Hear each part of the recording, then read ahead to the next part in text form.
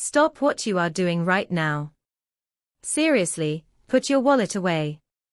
If you are sitting there in February 2026, and you are hovering over the buy button for a new Mac Mini, you need to step away from the keyboard immediately. Usually, the Mac Mini is the easiest recommendation in all of tech.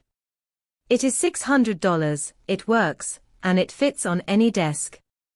But right now, buying the current model is the most dangerous financial mistake you can make. We are not just looking at a simple speed boost or a spec bump this time. I have been digging through the latest supply chain leaks and roadmap reports.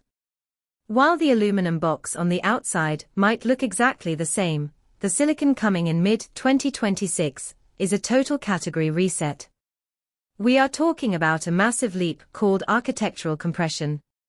This happens when chip fabrication and design philosophy take a giant step forward at the exact same time.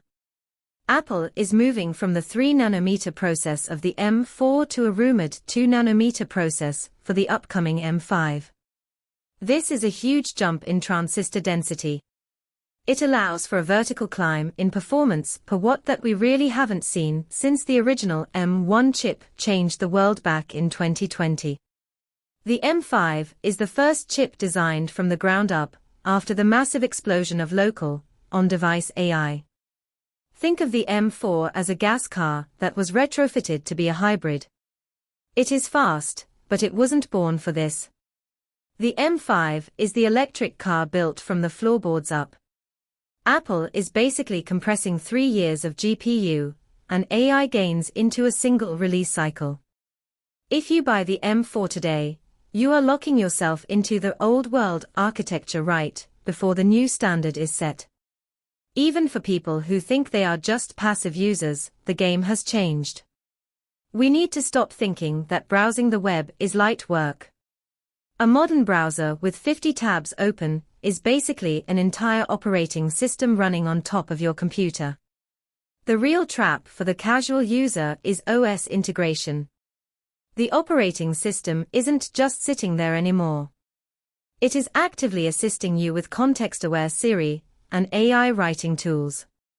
To do that, the AI needs massive amounts of data ready in the RAM for instant access. This requires massive memory bandwidth. The M5 is rumored to widen that pipe significantly. This means while the M4 might start to stutter and lag by 2027 as these AI features become standard, the M5 will stay smooth until 2030. You are buying years of extra longevity for the exact same price. For the hub architects, the people running Plex servers, home security, or smart home bridges, the wait for the M5 is mandatory.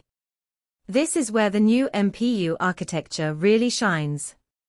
If you are running a security system with object detection to see if a face is a stranger or your child, doing that on a normal CPU crushes the system. It creates heat and eats power. The CPU has to spike to 100% just to process one image. The M5's MPU is designed to handle these continuous streams of math at a fraction of the power. It turns the Mac Mini from a computer into a dedicated, silent appliance that can run private AI models 24/7 without the fan ever spinning up. Plus, the leaks mention improved I/O, so you can attach huge storage arrays for your media without any bottlenecks. Now, for the gamers and creators, this is the biggest hardware reset in a decade. We are finally getting hardware-accelerated ray tracing and mesh shading on the base model Mac Mini.